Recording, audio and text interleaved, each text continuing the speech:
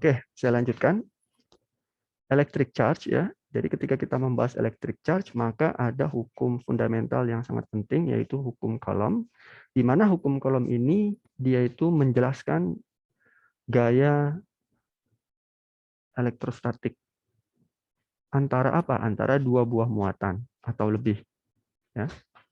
Jadi ketika ada dua buah muatan yang terpisah pada suatu jarak tertentu, maka antar dua muatan itu akan terjadi suatu gaya. Gaya itu adalah gaya elektrostatis. Kita bisa mengevaluasi berapa besar gayanya, berapa besar arah dari gaya tersebut, itu menggunakan hukum Coulomb. Di mana hukum Coulomb ini ya, dia itu berbanding berbanding lurus ya dengan perkalian muatan yang terpisah terhadap suatu jarak tertentu.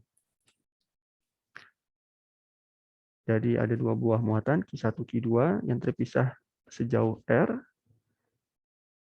Kemudian, maka di antara dua buah muatan tersebut akan tercipta suatu gaya yang mempengaruhi muatan yang lain. Jadi dari Q1 akan dirasakan gaya akibat Q2, dan dari Q2 akan dirasakan gaya akibat Q1. Dengan di sini ada konstanta K ya, yang nilainya 1/4 pi mu0, di mana mu0 itu adalah permittivity constant.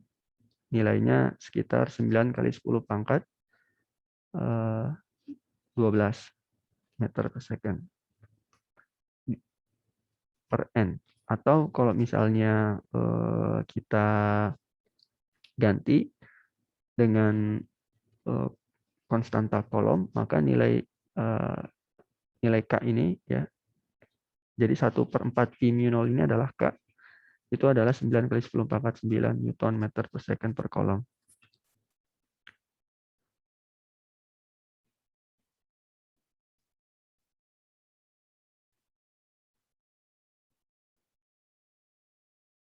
Oke, sampai sini kira-kira ada yang mau ditanya terkait hukum Coulomb? Clear ya, karena ini hanya pengulangan ya. Kita coba mengulang kembali materi-materi yang ada di SMA yang teman-teman mungkin sudah memahaminya. Sekali lagi, kalau misalnya ada yang ingin ditanyakan, langsung ditanyakan ya, teman-teman. Nah, yang kedua adalah terkait induced charge. Jadi, muatan yang diinduksikan. Jadi, tadi kita melihat di slide awal, jika ada dua buah muatan, ada dua buah material ya. Pertama ini adalah gelas. Ketika gelas ini kita gosok-gosokkan dengan kulit, dengan rambut atau dengan silk tadi ya, kain sutra, maka akan terjadi polarisasi muatan pada gelas tersebut. Atau kalau ini contohnya copper ya, pada tembaga. Jadi tembaga disebut netral manakala jumlah muatan positif dan jumlah muatan negatifnya itu sama. Jadi kalau kita lihat jumlah muatan positifnya 1, 2, 3, 4, 5, 6, 7, 8, 9. Dan negatifnya 1, 2, 3, 4, 5, 6, 7, 8, 9, 10. Berarti ini asumsinya ada 10 dan 10 ya. Jadi ketika ada neutrally electric couple, di mana jumlah negatif dan positifnya sama, itu kita dekatkan dengan plastik yang charge, yang bermuatan. Kenapa disebut charge? Karena tadi plastiknya sudah digosok ke rambut. Maka akan terjadi polarisasi muatan pada plastik tersebut negatif. Nah, yang disebut dengan induced charge itu adalah sebelumnya kan copper ini apa namanya, muatannya mirip-mirip ya. Maksudnya di sini positif negatif berdekatan, positif negatifnya. Tapi manakala dia didekatkan dengan plastik yang memiliki muatan negatif, maka terjadi polarisasi. Yang negatifnya menjauh, yang positifnya mendekat ke plastik. Nah, proses polarisasi muatan inilah disebut dengan induced charge atau muatan yang terinduksi akibat muatan lain. Nah, prinsip dari hukum kolom, ya tadi kan ada gaya ya.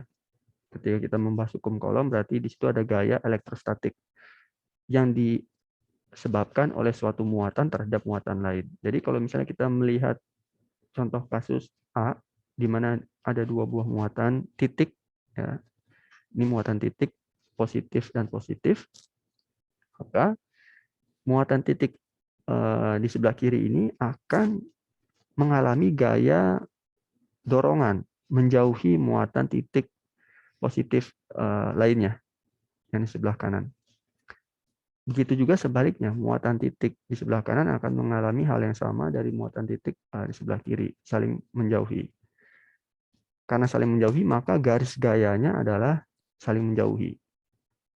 Ya. Jadi nanti kalau misalnya di sini digambarkan, maka di sini akan ada gaya F. Misalnya ini adalah Q1, ini adalah Q2. Ya, sama-sama positif. Maka di sini akan ada gaya Q pada 2 akibat 1 yang besarnya itu ke sana, ke kanan. Hal yang sama juga terjadi akan mengalami gaya pada 1 akibat 2 yang gayanya itu ke kiri, menjauh ya. Seperti itu.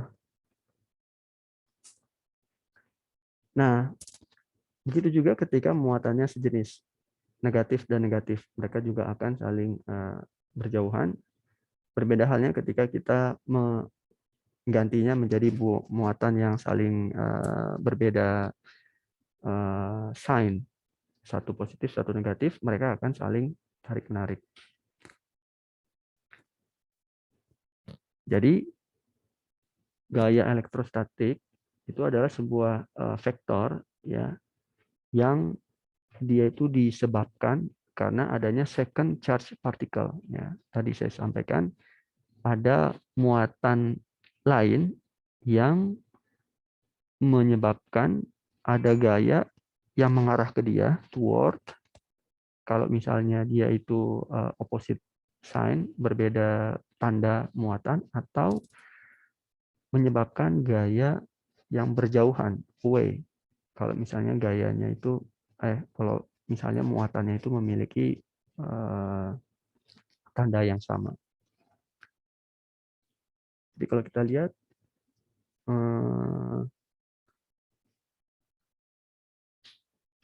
kalau misalnya ada multiple electrostatic force ya. Nah, nanti kita tinggal lihat netnya, berapa netnya.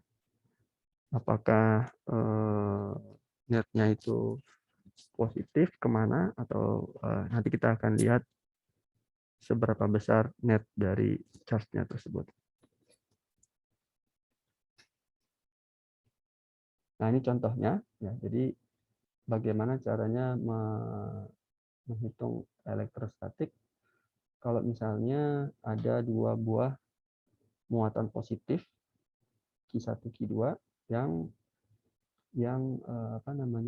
dia itu dipisahkan sejauh R1 untuk Q1, R2 untuk Q2 dari titik origin. Ya, jadi karena kalau kita lihat di sini, karena Q1 dan Q2 itu bermuatan positif, maka akan ada gaya F12, berarti gaya di 1 akibat muatan 2 yang menjauhi Q2. Dan hal serupa juga terjadi suatu gaya elektrostatik pada Q2 ya, yang nilainya F21. Berarti gaya pada 2 akibat muatan 1 yang arahnya menjauhi muatan 1. Ya, jadi F21 itu ke arah bawah, sedangkan arah F12 ke arah atas menjauhi Q2. Nah, berapa ditanya besar gaya F12?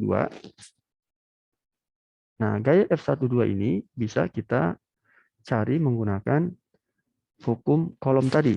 Ya, di mana besarnya hukum kolom itu ditentukan oleh K, Q1, Q2 dibagi jarak pisah antara keduanya, yaitu R12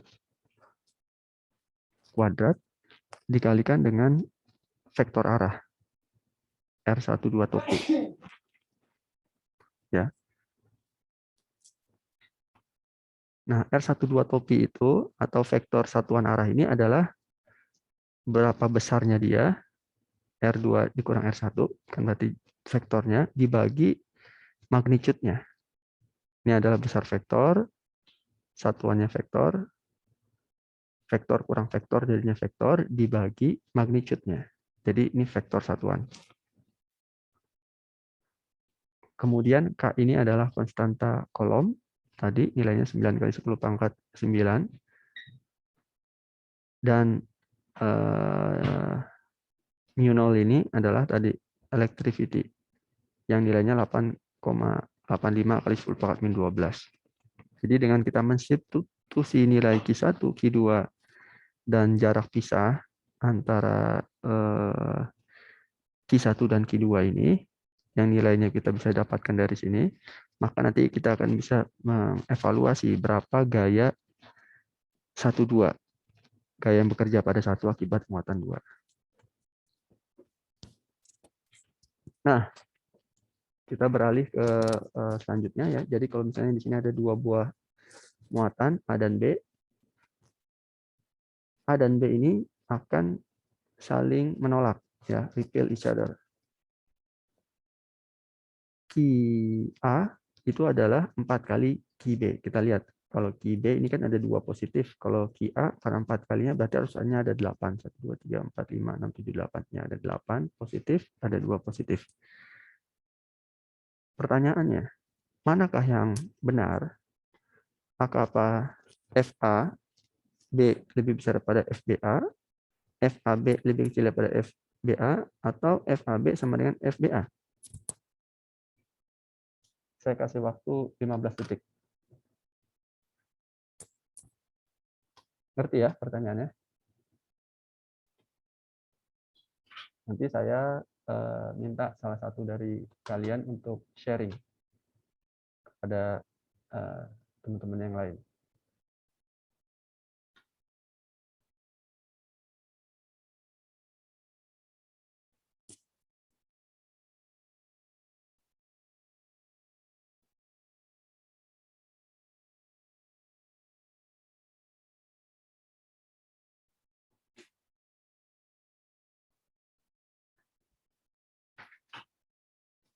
Kira-kira jawabannya yang mana? Is it equals? Apa? Equals? FAB equals FBA. Oke. Kenapa equals? Karena kan Q1 dikali Q2, Pak. Jadi sama aja. Oke. Karena Q1 kali Q2 ya. Jadi tinggal nanti yang membedakan adalah arah ya. Kalau arah FAB berarti kan dia arahnya kalau FAB berarti kan di sini ya, FAB dia arahnya ke arah kiri, sedangkan kalau FBA, F pada B akibat A dia arahnya ke kanan. Berhubung nilai jarak pisah antara keduanya yaitu R AB itu sama dengan RBA ya. Sama kan? Maka nanti kita akan mendapatkan bahwa FAB itu sama dengan QA QB bagi RAB kuadrat gitu ya. Karena nilai F itu berbanding lurus dengan perkalian dari QA dan QB, maka nanti FAB akan sama juga dengan FBA, sama juga dengan 2 kali 8, 16 dibagi jarak pemisah. Oke, berarti yang betul 3 ya, equals. Terima kasih. Selanjutnya terkait dengan berapa nilai muatan, kan harus kita kuantisasi ya. Jadi kita harus tahu berapa secara exact nilainya. Nah, besarnya muatan listrik ya itu ditulis sebagai NE. N itu adalah jumlah partikel, E itu adalah muatan elektron. Ya. N ini dia bisa positif, bisa juga negatif integer. Ya. Dan E tadi, E itu adalah elementary charge yang nilainya itu muatan elektron 1,6 kali 10 pangkat min 19 kolom.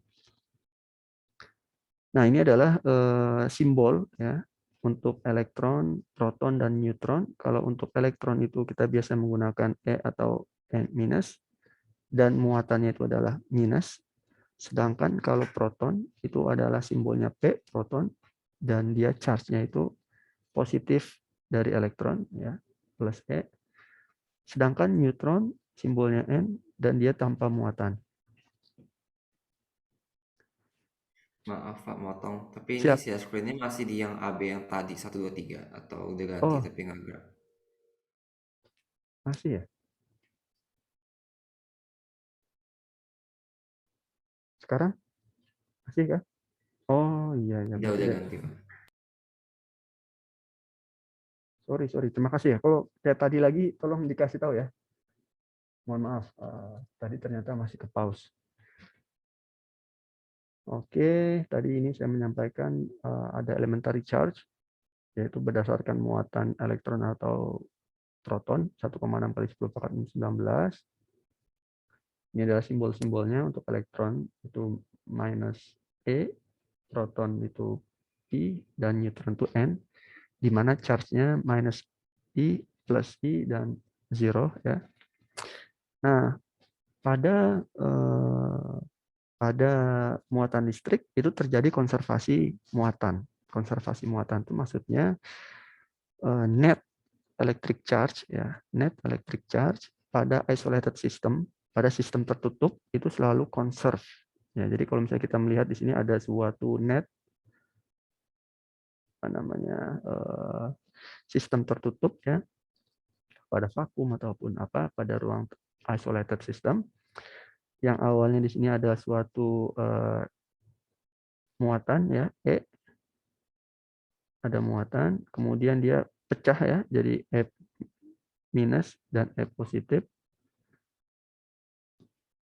Kemudian maka dia akan menjadi gamma, gamma ray. Ini adalah beta ya, ada beta. Kemudian dia berubah menjadi gamma. E minus, E positif akan jadi gamma, di mana gamma itu adalah penjumlahan dari dua buah muatan. Jadi intinya muatan itu selalu terkonservasi ya, tetap ya. Sama juga hukum kekalahan energi. Ada juga hukum kekalahan muatan. Nah, ini exercise 1 ya. Jadi kita lihat di sini ada dua buah similar particle Q fixed in a place on x-axis ya. Jadi ditempatkan pada x-axis di mana dia itu berada pada sumbu Y sama dengan 0 dan Z sama dengan 0. Jadi betul-betul ada di sumbu x-axis. Kemudian Q1 itu adalah positif M, positif 1M, dan Q2 minus 1. Jadi kalau misalnya kita ini asumsikan ini adalah positif 1, ya, jaraknya, berarti ini positif 1, 0, 0. Sedangkan kalau yang ini adalah Q1, ini adalah Q2. Q2 ini adalah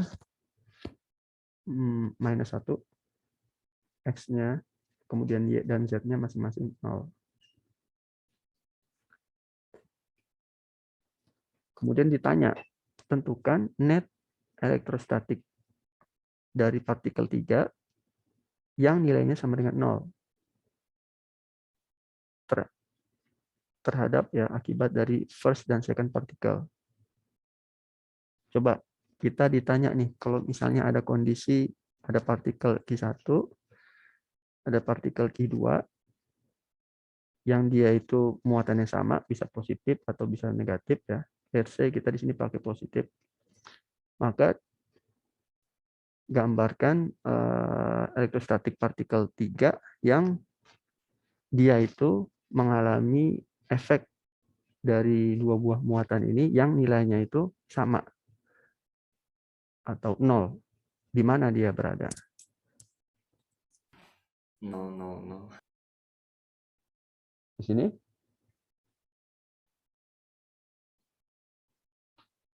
Dan dia bermuatan apa?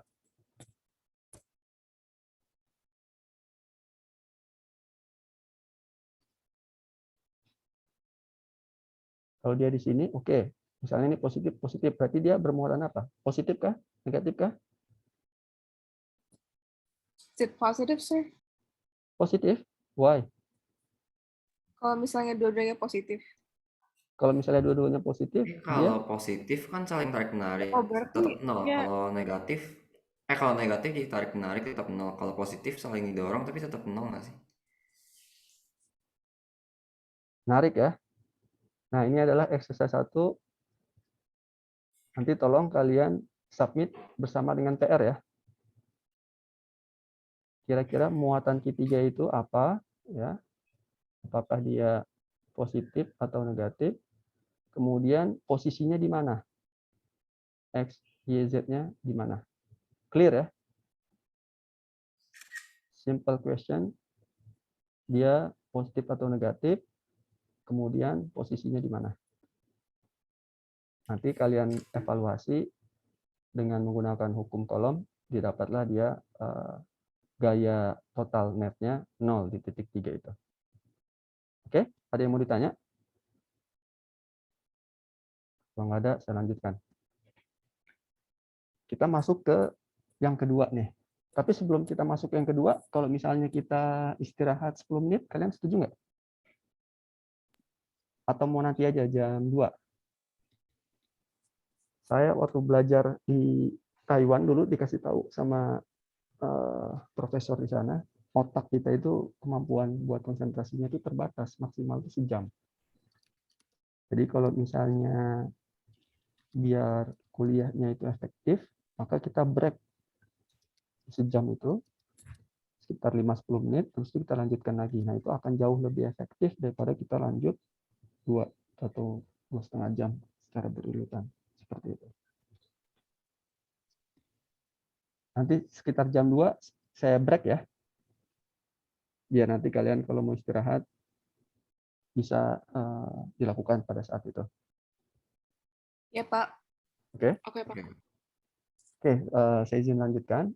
Sekarang kita masuk ke pembahasan kedua, yaitu medan listrik. Tadi adalah gaya muatan listrik. Jadi kalau kita ngomong muatan listrik, ya pasti ya kalau kita ngomong muatan listrik, entah itu dia itu positif charge atau negatif charge, ya. Ketika ada dua buah muatan saling berdekatan, maka akan ada gaya. Ya, gayanya itu bisa kita cari dengan hukum tadi kolom. Ya, hukum kolom. Law. Nah, hukum kolom ini buat mengevaluasi berapa gaya yang disebabkan oleh suatu muatan terhadap muatan lain. Tapi ada hal lain yang penting juga kita perlu ketahui, yaitu adalah medan listrik. Ya. Jadi medan listrik itu adalah sebelum saya ke sana, jadi gimana kita bisa tahu ya presence kehadiran dari partikel lainnya. Jadi kalau misalnya di sini ada dua buah muatan ya, ada muatan Q1 positif, ada muatan Q2 positif. Nah, gimana caranya muatan satu ini bisa tahu presence atau kehadiran dari partikel 2? Karena mereka kan tidak bersentuhan tuh. Ya. Mereka nggak ada interaksi nih. Ya. Mereka yang namanya partikel kan mereka nggak sentuh-sentuhan tuh. kan mereka jauh-jauhan, tapi mereka bisa merasakan kehadiran adanya muatan yang lain di dekatnya. Gimana caranya bisa merasakan adanya kehadiran itu? Itulah dengan adanya adanya medan electric field, ya. Jadi electric field atau medan listrik, ya, itu adalah suatu cara dari suatu partikel untuk mengetahui keberadaan dari partikel lainnya yang ada di sekitarnya. Jadi gimana caranya untuk menjelaskan adanya gaya elektrostatik tadi di antara dua buah muatan, itu kita mengasumsikan ada gaya electric field, ya, pada sekitar benda tersebut. Nah, kalau misalnya kita lihat di sini, ini contohnya ada suatu muatan positif, kemudian jadi definisi dari electric field, ya, jadi di electric field E itu lambangnya, itu adalah at any point defined in term of electrostatic force. Jadi ada suatu gaya F, ya, yang exerted on positive test charge Q0. Jadi kalau misalnya kita punya suatu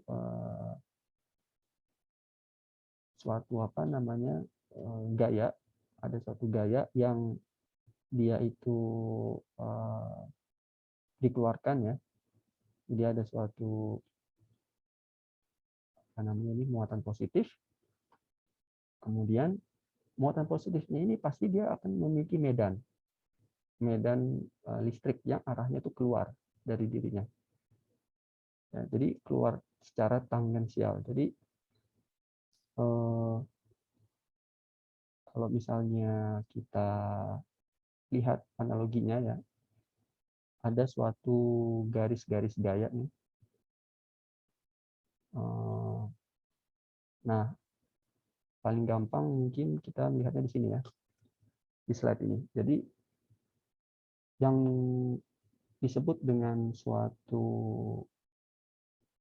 medan listrik, ya. Jadi medan listrik itu kita lihat di sini ada muatan positif dan ada muatan negatif. Jadi kalau muatan positif itu garis-garis medan listriknya itu keluar dari muatan tersebut secara radial. Dan kalau untuk muatan negatif dia itu menuju. Ya, jadi kalau misalnya di sini saya punya muatan negatif,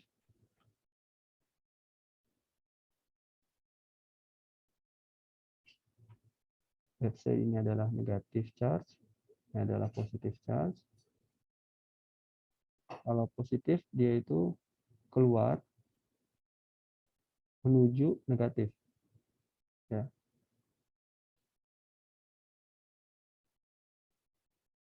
Seperti itu, keluar. Ini adalah garis-garis medan magnet keluar. Dan di antara garis-garis ini tidak pernah ada yang saling berpotongan, ya. Mereka semuanya tidak pernah ada yang berpotongan. Kurang lebih seperti itu ilustrasinya. Jadi kalau dari positif dia keluar menuju negatif. Nah, kalau misalnya ada dua buah muatan positif didekatkan, maka garis medan listriknya itu akan saling bertolak-tolakan seperti ini. Dan tidak ada yang saling berpotongan, ingat, nggak ada yang berpotongan. Semakin besar muatannya, ketika ini kan cuma satu, positif satu, ya. Kalau dia ada dua positif, plus dua positif nilainya, maka medan dari listriknya itu akan lebih rapat lagi, dua kalinya. Ya. Kalau misalnya 3 positif, 3 kali lebih rapat. Kurang lebih seperti itu. Kalau misalnya setengah positif, berarti lebih renggang setengah kalinya. Begitu juga dengan muatan negatif. Ketika dia muatan negatifnya -1, maka akan sama jumlah garis medan listriknya, tapi dengan arah sebaliknya. Kalau misalnya ini adalah negatif, ya, negatif charge, maka arah dari gayanya, garis medannya adalah menuju dia. Seperti itu. Nah, untuk mengetes, ya, untuk mengetes arah dari suatu medan, arah dari suatu electric field, ya, medan listrik itu seperti apa, kita biasanya ngetesnya dengan muatan positif. Jadi kalau muatan positifnya itu memiliki gaya menuju dia, maka kita bisa lihat di sekitarnya itu adalah negatif seperti itu. Ya, jadi kalau misalnya kita lihat di sini, gaya dari garis electric field-nya itu adalah keluar, ya. Kalau kita lihat ini kan positif. Karena dia positif, maka dia keluar. Kita lihat positif, maka garis medan listriknya semuanya keluar. Keluar. Keluar.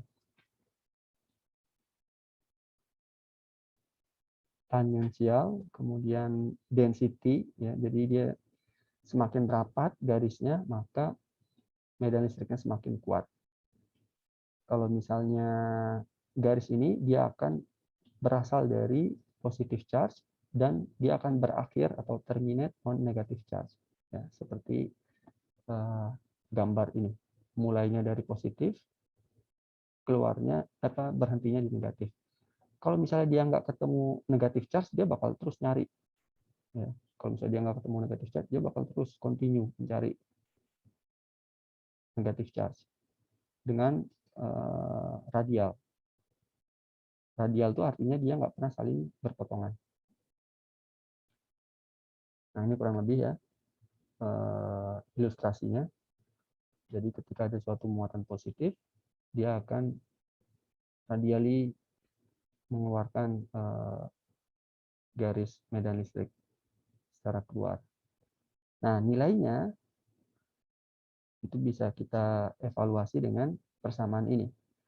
Ya, medan listrik E itu adalah 1/4 pi epsilon 0, atau ini adalah sama juga dengan K, konstanta Coulomb tadi, dikalikan dengan besar muatannya, ini besar muatannya, dibagi jaraknya. Jadi kalau misalnya kita pengen menghitung berapa sih medan listrik di titik satu ini, akibat adanya muatan Q ini, nah kita tinggal cek berapa sih jaraknya antara titik yang mau kita hitung besar medan listriknya terhadap muatan yang menghasilkan medan listrik tersebut. Nanti dari sini kita bisa dapatlah jaraknya berapa, kemudian berapa besar Q-nya, nanti kita bisa dapat berapa medan yang dirasakan akibat adanya muatan Q ini di titik satu. Seperti itu. Dan ingat, arah dari E ini selalu menjauh ya ketika charge-nya itu positif atau menuju ketika charge-nya itu negatif. Jadi karena ini adalah muatan positif, maka charge-nya itu away, menjauh. Sedangkan kalau misalnya ini adalah muatan negatif, Q,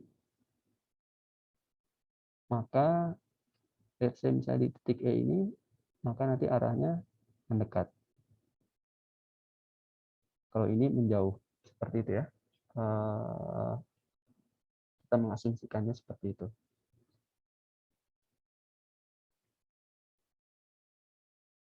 Nah, ini contohnya ada dua buah muatan, Q1 dan Q2, masing-masing bermuatan positif. Karena ada muatan positif, maka apa? Akan ada gaya yang disebabkan oleh Q2 pada Q1. Ya, ini F12 adalah gaya pada 1 akibat muatan 2. F21 adalah gaya pada 2 akibat muatan 1. Karena sama-sama positif, maka gayanya akan tolak-menolak, saling menjauhi.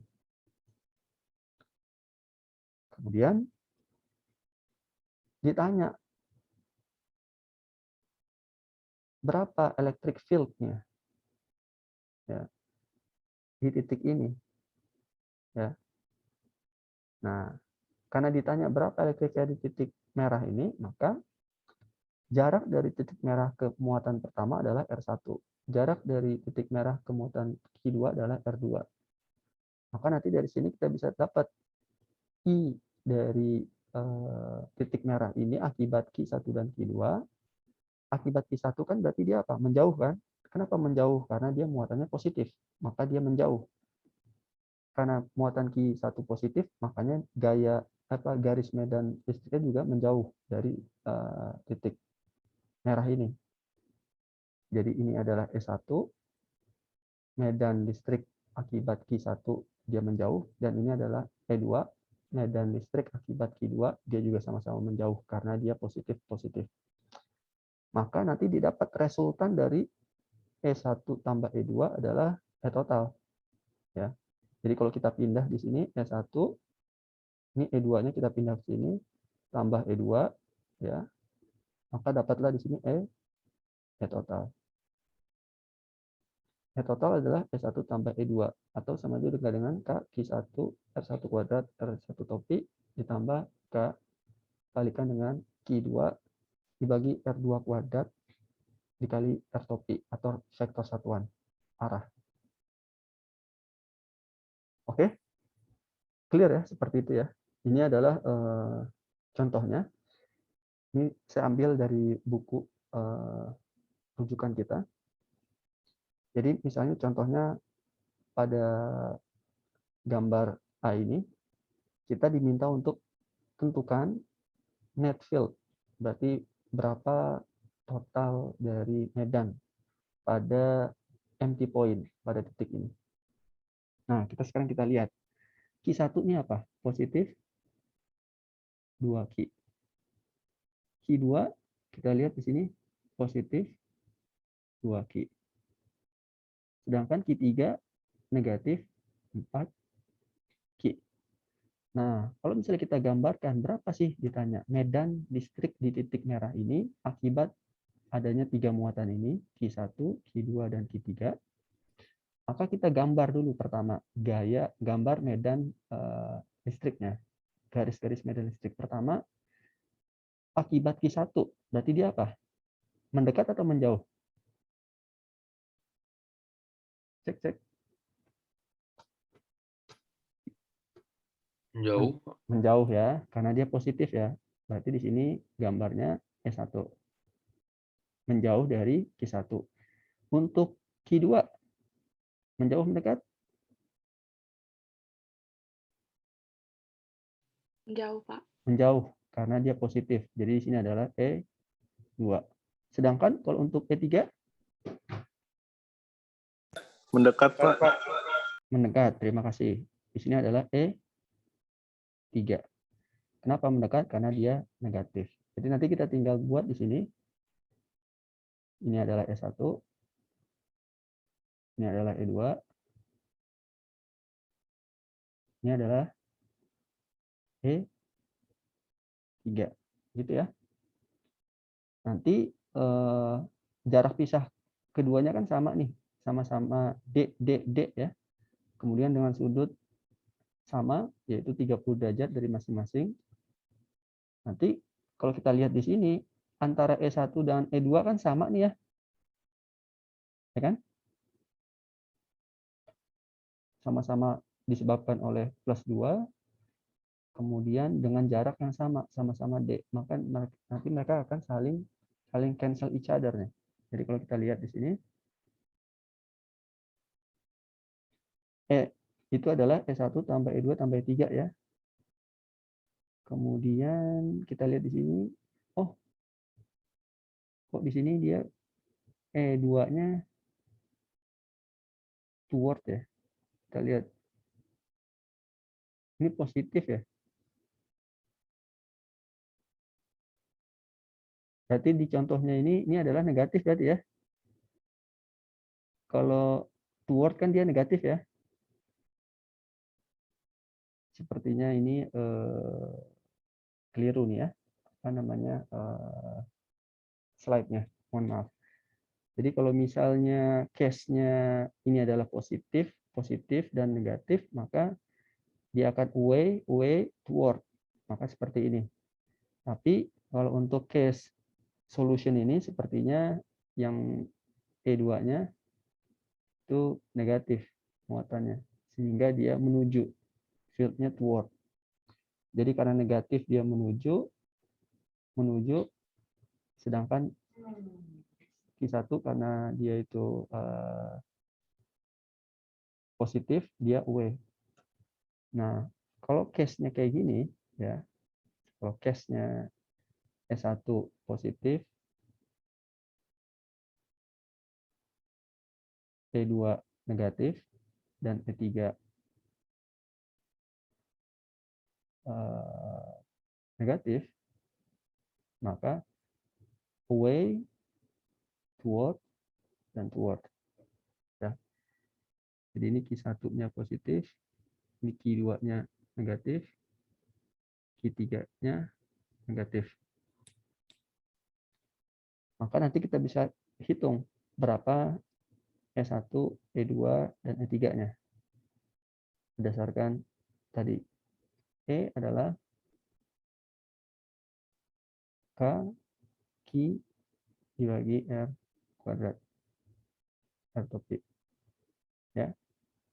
Di mana nilai medan listrik dari suatu muatan itu adalah berbanding lurus dengan muatan yang menghasilkan medan listrik tersebut dibagi jarak pisah antara muatan dengan titik yang mau kita cari berdasar medannya. Nah, ini kalau kita lihat di sini Q-nya positif, maka dia away. Nah, lihat nih Q2 dan Q3-nya negatif ya. Makanya dia toward. Ya, jadi antara slide-nya saya mohon maaf tadi salah di awal. Jadi Q2 dan Q3 kita asumsikan di sini negatif. Maka dia toward dari Q2 dan Q3-nya. Seperti itu. Ini ada Q3 negatif. Ini adalah Q2 negatif. Ini adalah Q1 positif. Nah, karena begitu demikian, maka nanti kita bisa jumlahkan, ya, jumlahkan medan E1 dan E2 karena mereka searah ya. Maka kita bisa jumlahkan E1 dan E2 dengan asumsi tadi ya, yang positif itu adalah Q1 dan Q2 itu adalah negatif. Maka ini adalah K besar muatan dari Q1 adalah 2Q, besar muatan dari Q2 adalah 2Q, jarak pisah antara medan tersebut dengan muatan adalah D, berarti D kuadrat, maka nanti kita dapat dia adalah 1/4Pi epsilon 0 dikali 4Q dibagi D kuadrat. Nah, ternyata penjumlahan ini nilainya sama dengan besar medan dari E2 ya. Jadi ini besar ke sana sama nih. Nah, karena sama, kalau kita lihat ya, medan E3 dan E1 tambah E2 ini dia kan bisa kita ekstrak menjadi komponen Y dan komponen X. Ya. Ini adalah E3X, ini adalah E3Y. Jadi E3 komponen X, E3 komponen Y. Begitu juga dengan E1 plus E2. Ini ada komponen Y-nya, ini adalah komponen X-nya. Ini adalah E1 tambah E2 X. Ini adalah yang ke bawah. E1 tambah E2 Y. Nah, kalau kita lihat, antara komponen Y dari E3 dan komponen Y dari E1 tambah E2 itu saling opposite direction. Jadi mereka bisa saling cancel each other. Ya. Sehingga yang tersisa apa? Sehingga yang tersisa hanyalah dua komponen X. yaitu pertama komponen X dari 3, E3, dan yang kedua adalah komponen X dari E1 tambah E2. Sehingga kita bisa sampaikan di sini bahwa E final itu adalah 2 dikalikan dengan E3X. Kenapa? Karena sama antara E3X sama juga dengan E1 tambah E2X. Oke, Pak, boleh nanya nggak, Pak? silakan. Yang tadi S1 tambah E2 itu kenapa tambah ya kan? Apa namanya? Bukannya yang satunya tadi dia charge Ah, negatif. betul. Harusnya Saya tadi asumsikan. Ini saya ganti nih soalnya. Ini bukan positif, tapi ini negatif nih. Makanya ini tadi kan saya jelaskan di sini Q2 dan Q3 itu sama-sama negatif. Clear ya? berarti karena kayak gitu jadi malah Ah, justru satu sama E2-nya malah jadi tambah ya, Pak? Karena betul. arahnya Betul. jadi sama. Betul. Karena ini Q2-nya negatif ya. Ini saya ganti jadi negatif 2Q. Maka E2-nya bukan ke arah berlawanan kan, tapi menjadi mendekati kan? Oh, oke. Yang Oke? satu mendekati, yang satu berlawanan jadi ditambah ya, Pak? Betul, karena Q1-nya berlawanan, Q2-nya searah karena mereka sama-sama sekarang ke arahnya ke arah sana, mereka saling ditambahkan. Oke. Oke, Pak, makasih, Pak. Yap. Jadi ini akan saling menambahkan. Nah, kalau kita lihat di sini komponen X itu adalah komponen cos ya. Jadi kalau kita lihat di sini ada E3. Ini kan ada sudut 30 derajat. Kalau kita pecah dia ke komponen E3Y dan E3X, maka komponen E3X ini itu adalah E3 cos 30 ya. Karena sisi bawah. Sedangkan kalau depannya E3Y itu adalah sin. Karena kita pada komponen X, maka di sini kita pakai cos 30. Nah, kita tinggal substitusi sekarang semuanya. 2, karena ada 2 tadi dari E3 dan E1 tambah E2 ya. Makanya ada 2 di sini. Kemudian ini adalah K. Ini adalah komponen K. Kemudian ini adalah dasar muatannya 4Q dibagi pisah, jarak pisahnya D kuadrat. Dikali cos 30. Cos 30 itu adalah 0,866. Maka nanti kita dapat nilainya sekian. Seperti itu. Clear ya? Cek clear.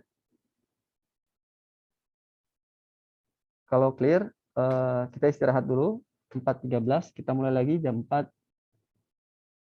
Sorry. Sekarang jam 2:03, kita mulai lagi jam 2:13 ya. Oke? Oke, Pak. Oke, Pak. Terima kasih semua. Kasih, Pak.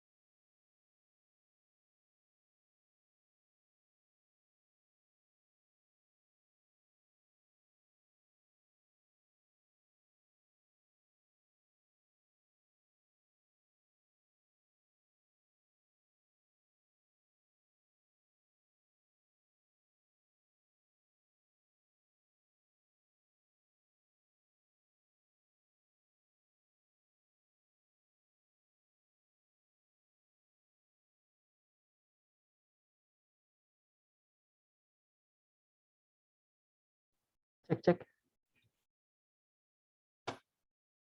Kita mulai lagi ya. Cek, cek.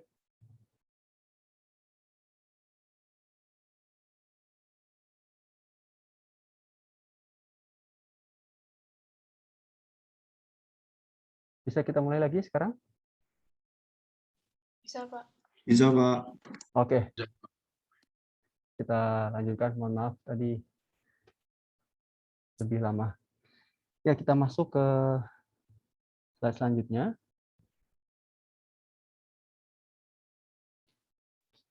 Sekarang kita masuk ke medan listrik akibat adanya electric dipole. Ya.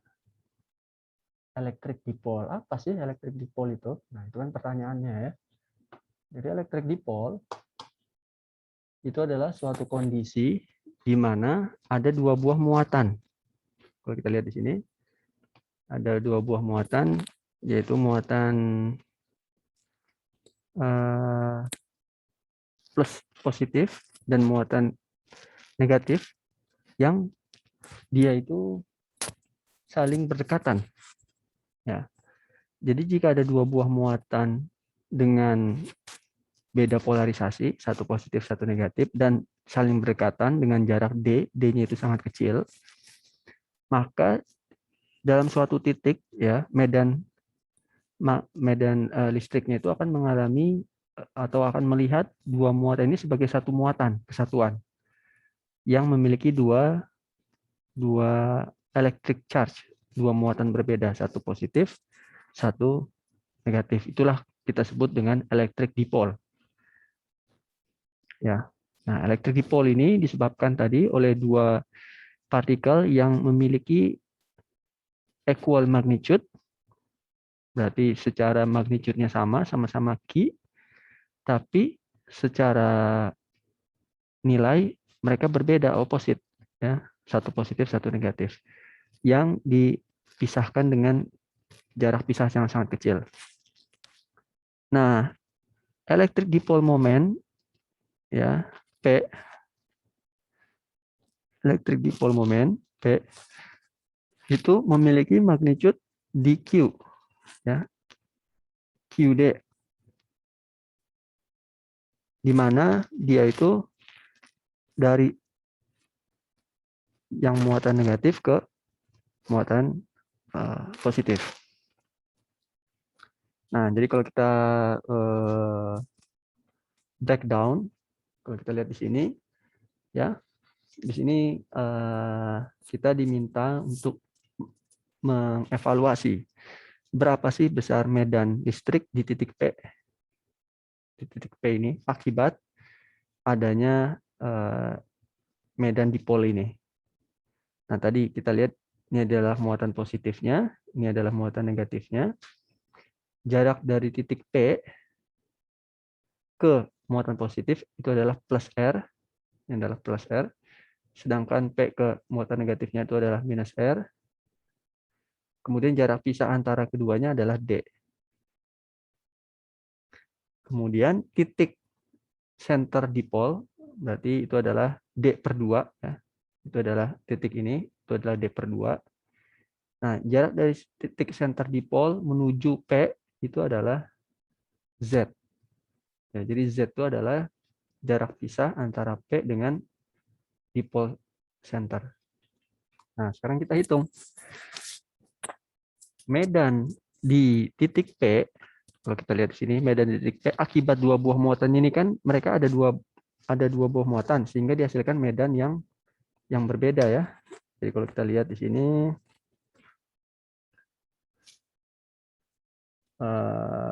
medan akibat muatan positif dia itu akan away, akan menjauh ya.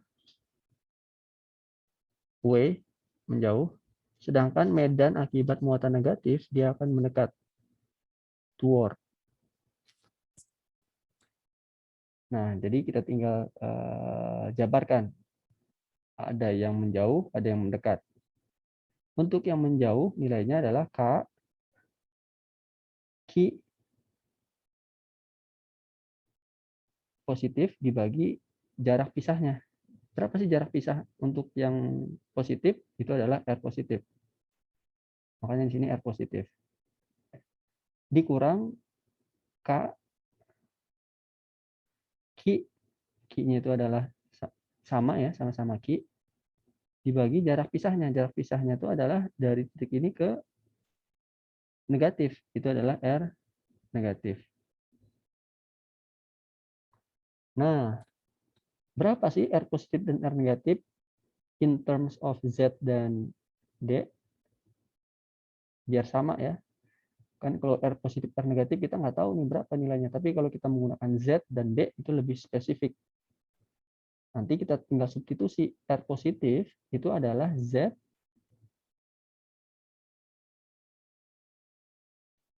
dikurang setengah D. Sedangkan kalau R negatif itu adalah Z ditambah setengah D.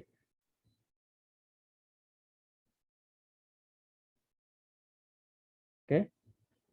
Jadi ini adalah Z dikurang setengah D R positif. Dan R negatif adalah Z tambah setengah D. Kita kuadratkan keduanya. Nah, ketika kita kuadratkan, kan nanti bisa kita dapat nih. Selanjutnya yang ini.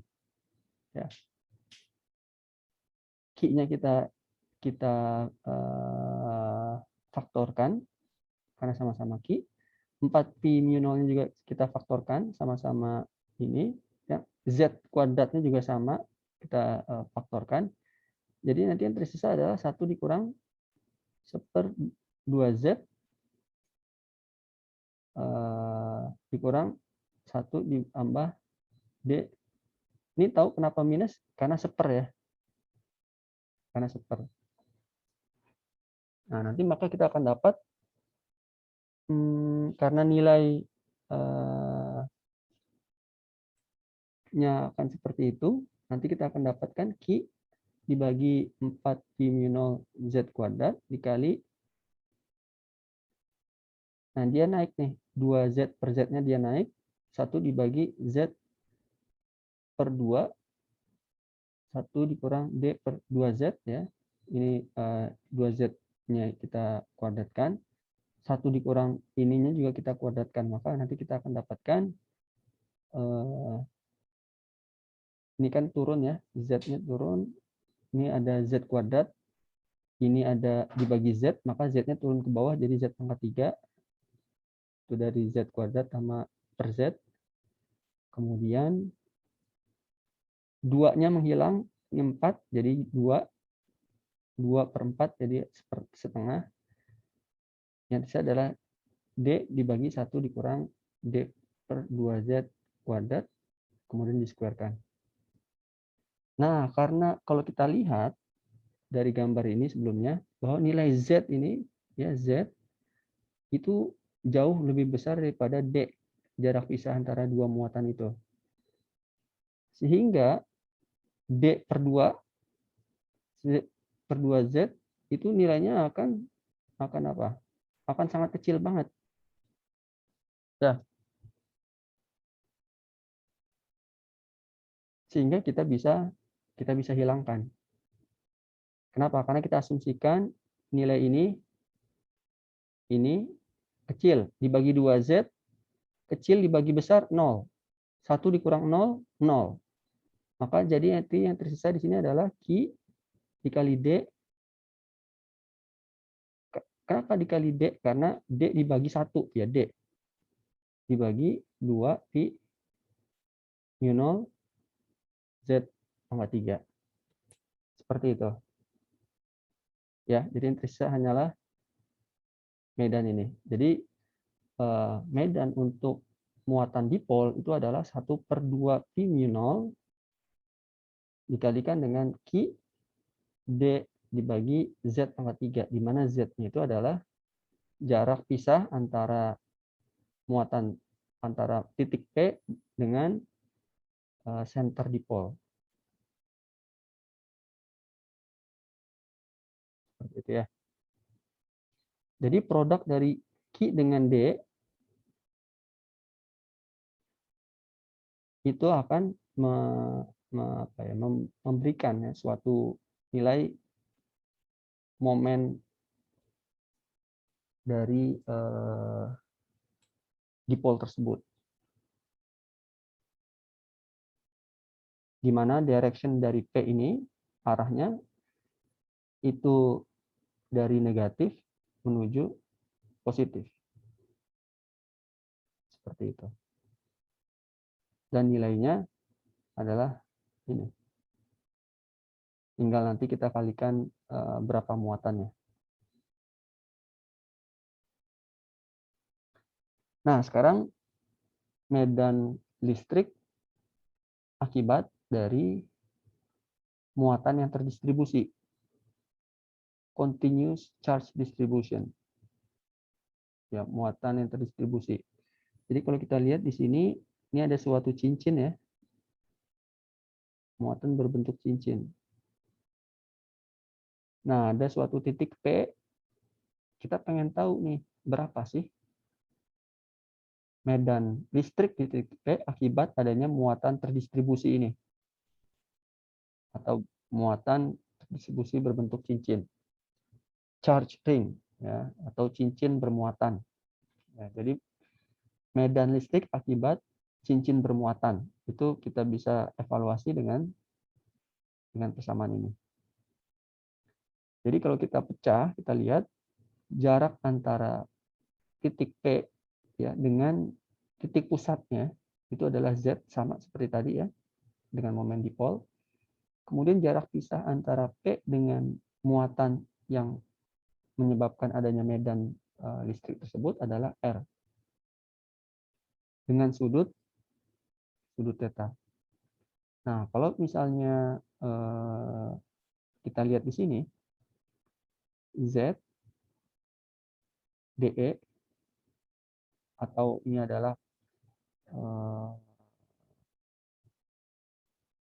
perubahan medan listrik terhadap waktu DE ya. Kemudian kalau misalnya kita punya DE, maka nanti kita bisa mencari berapa yang komponen ininya nih ya, komponen Z-nya. Dengan cara apa? DE cos theta. Kenapa cos? Karena tadi ada sudut theta di sini. Kalau untuk komponen Y-nya, maka nanti DE sin theta. Karena kita fokusnya sekarang ke komponen Z, maka DE cos theta. Nah, jadi electric field yang disebabkan oleh muatan terdistribusi ya, itu bisa juga kita lihat sebagai integration atau integralnya dari muatan-muatan yang ada di cincin tersebut, di mana nilainya adalah seperti ini ya, Q/Z dibagi 4pi mu0 dikali jarak pisahnya. Jarak pisahnya itu adalah Z square tambah R square. Jadi kalau kita lihat di sini kan, kurang lebih ilustrasinya seperti ini ya. Ini adalah Z, ini adalah R. Yang kita tahu kan hanya ini, nilai Z, yaitu dari titik P ke titik pusatnya, dan R. R itu adalah jari-jari cincinnya. Maka dari sini kita bisa dapat nilai dari R kecil ini, atau jarak pisah antara titik P dengan muatan ini. Ya. Di mana nilainya adalah R sama dengan square root of Z square plus R square. Seperti itu.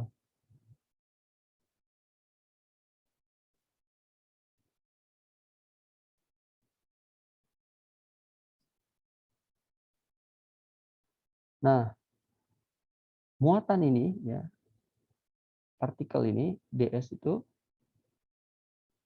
itu adalah lambda dikali ds. Lambda itu adalah charge per unit length. Ya. Jadi kerapatan muatan persatuan panjang itu kita sebut dengan lambda. Jadi muatan per unit length. Kemudian ada lagi ds. Itu adalah diferensial elemen dari ring. Jadi kita tinggal mengalihkan dua buah komponen ini, maka nanti kita akan dapat dq-nya. Jadi dq itu adalah charge magnitude-nya adalah perkalian dari rapat muatan persatuan panjang dikalikan dengan panjang muatannya. Nah, contoh untuk yang kasus ini, kita lihat kita pengen menentukan berapa sih besar DE pada poin P. Ya, besar DE pada poin P. Dengan jarak pisah R dari elemen muatannya, DS. Maka bisa kita hitung DE, ya, besarnya medan di sini. Kenapa dia medannya menjauh? Karena dia positif, ya. Jadi muatannya ini adalah muatan positif. Kalau kita lihat ini adalah muatan positif. Makanya medannya away. Di titik P-nya away. Kalau dia muatannya negatif, maka medannya toward. Karena dia positif, away. Itu adalah 1/4 pi mu 0. Ini adalah K, ya, konstanta kolom. 1/4 pi mu 0. Kemudian dq per R kuadrat. Perubahan muatan dibagi jarak pisahnya. Nah, dq adalah lambda ds. Ya. Kita substitusi dibagi R kuadrat. Nah, R kuadrat tadi kita tahu bahwa ini adalah Pitagoras. R kuadrat adalah Z kuadrat ditambah R kuadrat. Maka nanti kita dapat K dikali lambda ds dibagi Z kuadrat tambah R kuadrat. Nah, kita misalnya di sini kita punya sudut, ya, theta. Maka cos theta itu apa? Cos theta itu adalah, kalau ini adalah segitiga siku-siku, Z dibagi R, ya, Z dibagi R. Karena kita melihatnya tetanya dari sisi P. Sama juga dengan Z dibagi R. R itu tadi apa? R itu tadi Z kuadrat ditambah R kuadrat diakarin, ya kan?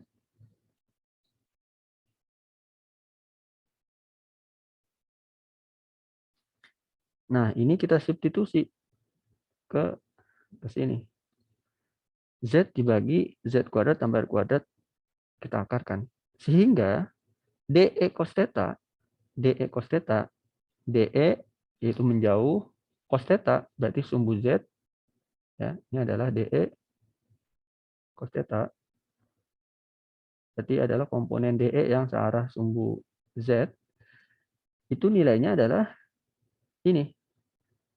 DE-nya tadi kita dapat, ya, 4/4 pi mu 0 dikali lambda ds per R2 itu adalah DE dikali cos theta. Cos theta-nya adalah Z dibagi akar Z kuadrat tambah R kuadrat. Sehingga kita dapat totalnya adalah 1/4 pi mu 0 lambda ds per R kuadrat dikali Z dibagi akar Z kuadrat tambah R kuadrat akar. Sehingga nanti kita dapat nilainya seperti ini. Ya. Jadi ini adalah perkalian dari 1/4 pi mu 0 lambda ds per R kuadrat dikalikan dengan cos theta. Z dibagi akar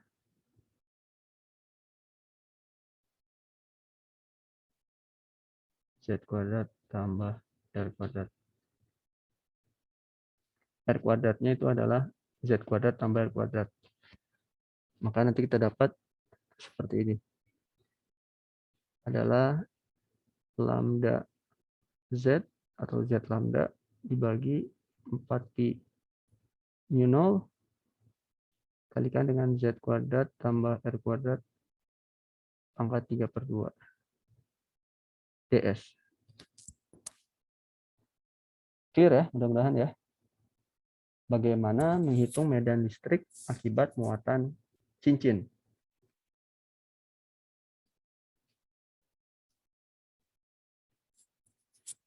Nah, karena tadi per d theta ya, ini kan per dE ya, atau hanya karena titik ini aja. Gimana kalau semuanya? Medan di titik P akibat muatan cincin ini secara keseluruhan. Tadi kan baru satu titik aja, ds. Nilainya dE cos theta.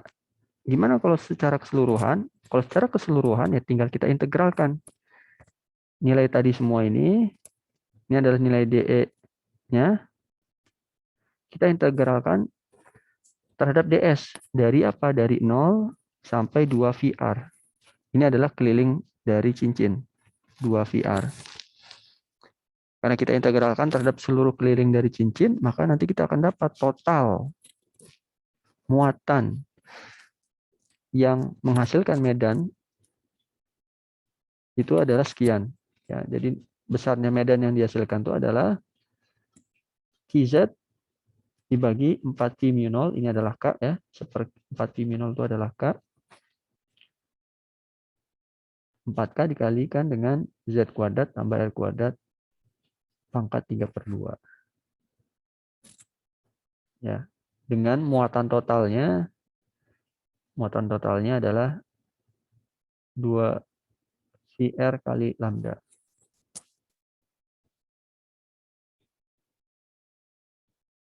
Oke, jadi kita substitusi lambda dikalikan dengan 2 VR dengan Q.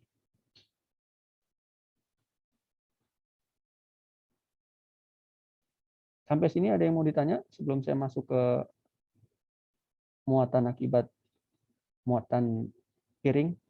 Kalau tadi cincin ya. Cincin itu berarti persamanya ini ya. Pak, boleh nanya nggak, Pak? Ya, silakan. Di slide sebelumnya, kayak Bapak bilang kalau muatannya negatif, dia field-nya shrinking. Kalau dia muatan positif, field-nya gimana tadi, Pak? Jadi di sini, kalau muatannya dia itu positif, maka garis medannya keluar, away. Ya, makanya nilai DE-nya keluar kan, menjauhi dari si muatan ini, menjauhi. Tapi kalau misalnya muatan ini adalah negatif, ya negatif semua, kan ini terdistribusi secara merata ya, maka garis medannya bukan menjauhi tapi mendekati. Seperti itu. Nanti arah DE cos theta-nya ke arah bawah ini. Hanya menentukan arah saja sih, muatan positif atau negatif itu. Arahnya menjauhi atau positif atau dia mendekat ke muatan tersebut kalau dia muatannya negatif. Emang medannya kayak inherently positif gitu, Pak? Ya. Inherently has a positive charge, semua medan. Betul, karena kita asumsikan di sini medannya inherent, sama nih. Medannya medan homogeneous, medannya medan apa ya? Sama positif semua nih. Kalau kita zoom ya. Jadi zoom ya.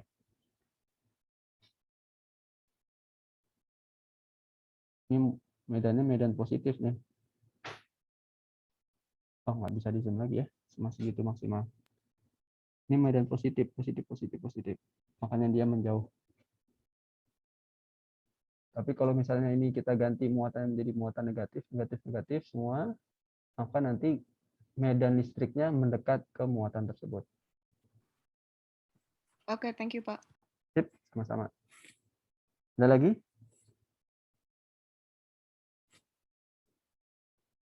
Oke, sekarang kita masuk ke muatan piring. Kalau tadi cincin, kalau cincin itu berarti hanya ada di permukaan cincinnya saja. Sedangkan ini piring. Berarti dia volume ya.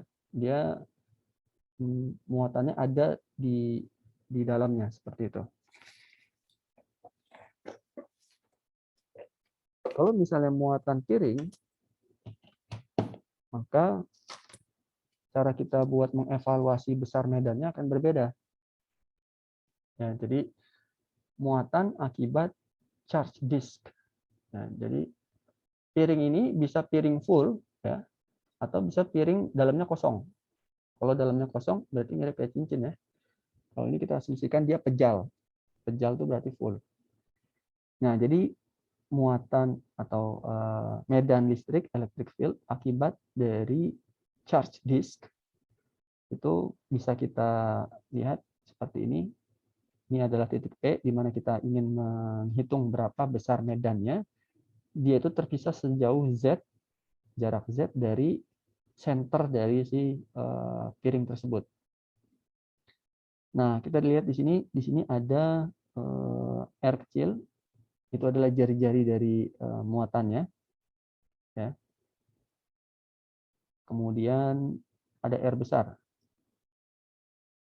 Jadi kalau kita lihat disk, ya CD, ini kayak CD nih, kita asumsikan seperti CD ya, di mana Z itu adalah jarak pisah dari si titik yang mau kita hitung medannya. Kemudian R itu adalah radius dari disknya. Nah, kalau tadi kan sebelumnya kita ada istilah di sini lambda ya. Lambda. Lambda itu adalah charge per unit length. Charge per unit length. Sedangkan kalau untuk area itu adalah kita menggunakan ini, simbol baru nih. Dia itu surface charge density, ya, kerapatan muatan area. Kalau tadi kerapatan muatan persatuan panjang, ini kerapatan muatan persatuan luas. Ya, di mana kita bisa menghitung electric charge-nya itu adalah besarnya kerapatan muatan persatuan luas dibagi 2 μ0 dikali 1 dikurang Z dibagi akar Z kuadrat per R kuadrat. Ini rumus umumnya dulu. Ya. Jadi buat mendapatkan berapa sih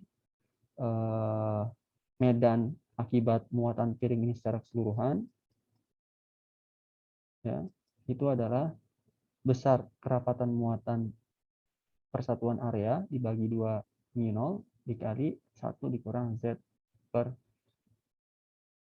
Z kuadrat tambah R kuadrat.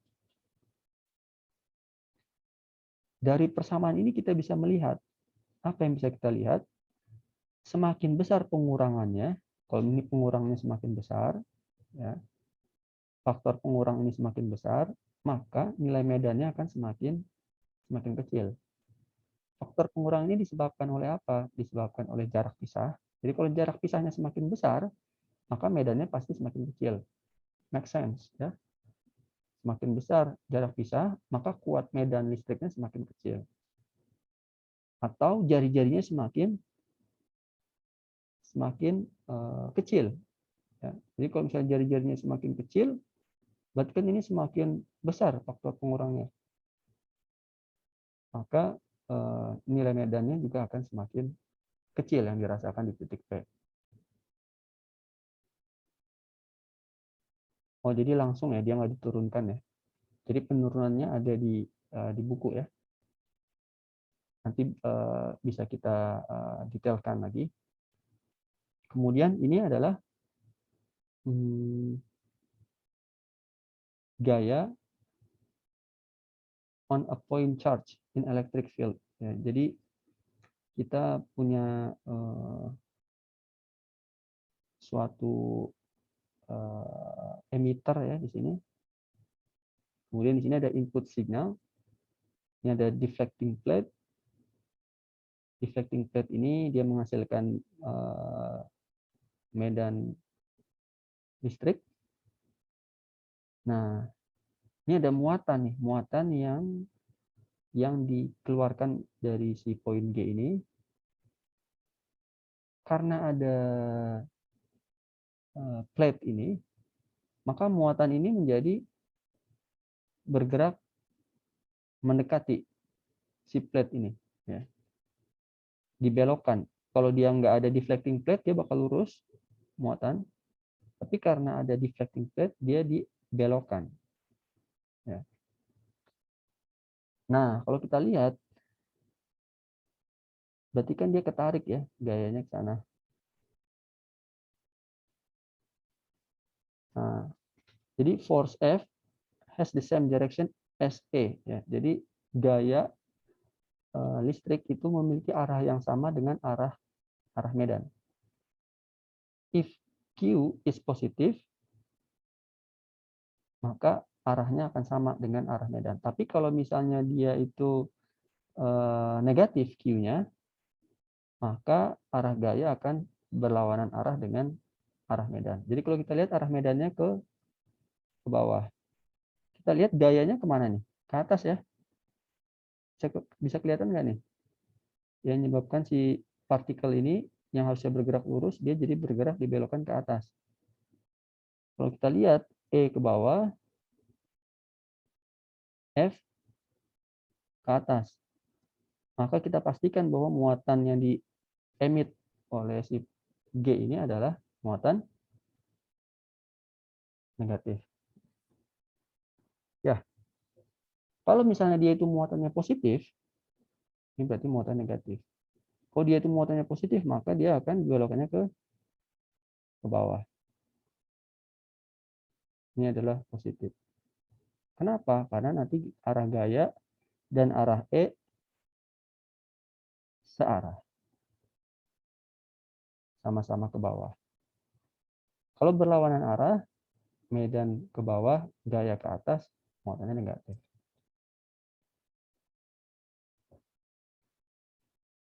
Dipole in electric field. Jadi ini buat mengevaluasi besar gaya dipole pada suatu medan listrik. Jadi kalau misalnya kita punya garis-garis medan listrik di sini, ya, ini berarti ada E. Berarti ini E-nya E apa nih? E-nya ke arah kanan ya. Nah, kita lihat kalau dia itu ada muatan positif, ini let's say ini adalah muatan positif Q kan, maka arah gayanya akan searah dengan arah medannya. Ini adalah garis-garis medan listrik ya ke arah kanan. Gayanya searah dengan arah E, maka muatannya itu adalah muatan positif. Nah, kita lihat nih E-nya ke kanan. Ya. Jadi dipole atau electric dipole dinotasikan dengan P, itu bisa kita evaluasi nilainya dengan cara tau atau torque yang dihasilkan itu adalah momen dipole P dicrosskan dengan gaya medan listrik E. Ya, jadi ini adalah momen dipole, ini adalah medan listrik.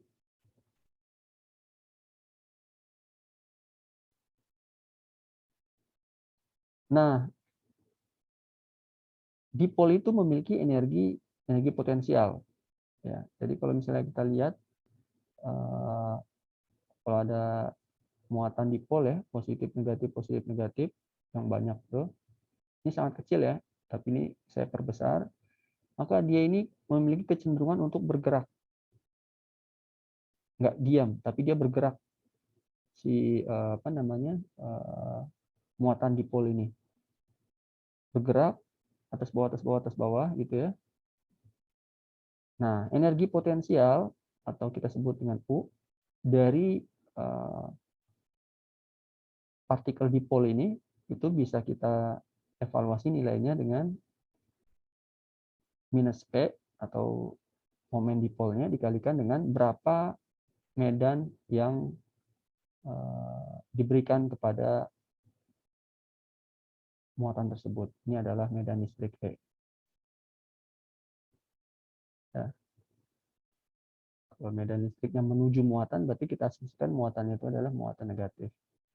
Jadi ada medan searah menuju suatu muatan dipol, di mana muatan dipol ini memiliki momen dipol P, maka besarnya energi yang dimiliki oleh muatan dipol tersebut itu adalah minus P dikalikan dengan E.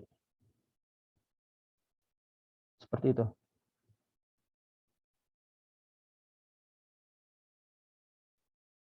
Ya, sampai muatan dipol ini kira-kira ada yang mau ditanyakan?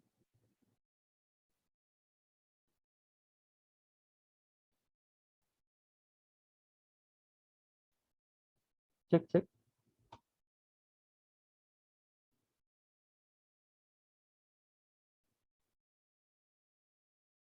Halo, Kayaknya nggak ada, Pak. ini slide saya bisa dilihat kan ya? Bisa, Pak. Sekarang lagi electric fields kan, Pak? Yang bagian apa? Force on a point charge. Oke, betul. Siap. Good.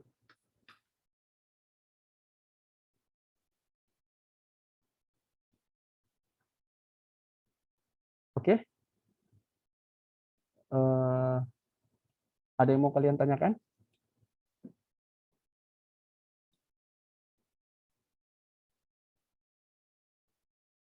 Jadi tolong kalau bisa kalian miliki buku ini ya.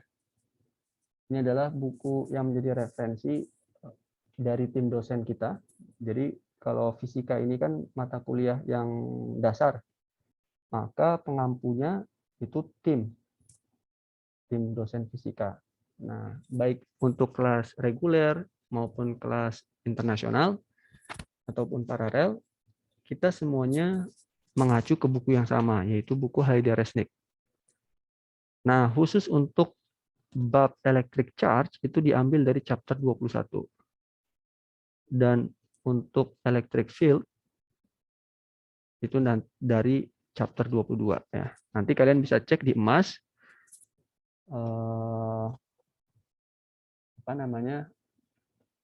terkait dengan terkait dengan PR kalian ya.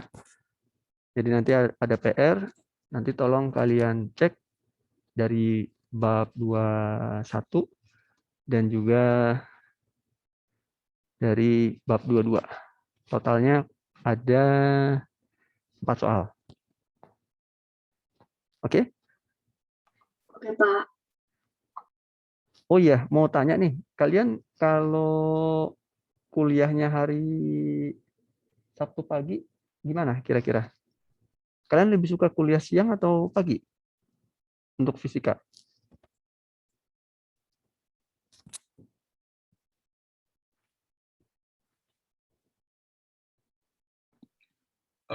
I think the current schedule is okay deh, Pak. Yang lain Schedule oke? gimana? Ya sih salah satu takutnya biasa ada yang kegiatan organisasi gitu-gitu I see. takut Okay. nabrak sih. So I think keep to the schedule, okay?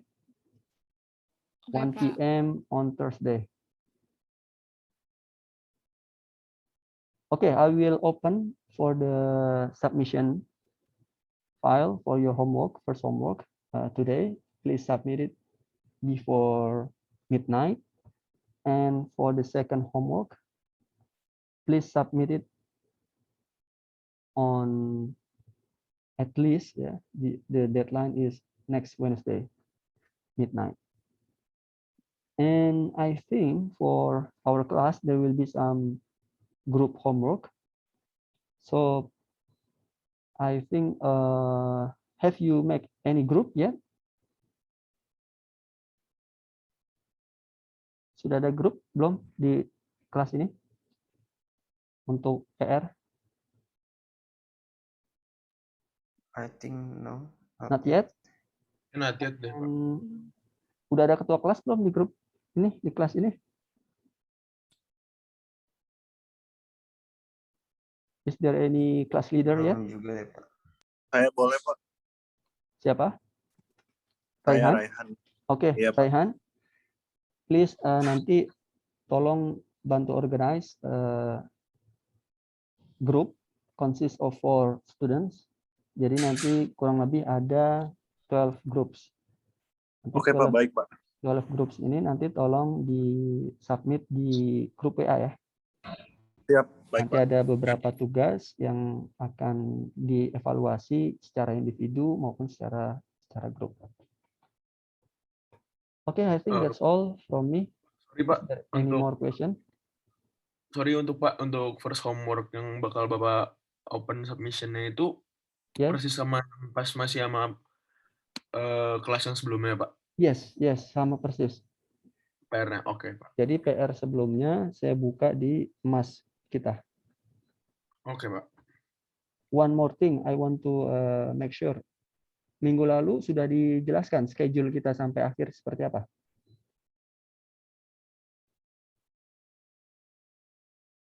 Sudah dijelaskankah schedule-nya? Raihan? Kenapa? Schedule dari kelas kita ini apakah sudah dijelaskan di kelas pertama oleh Pak Taufik Alif? Belum, sudah.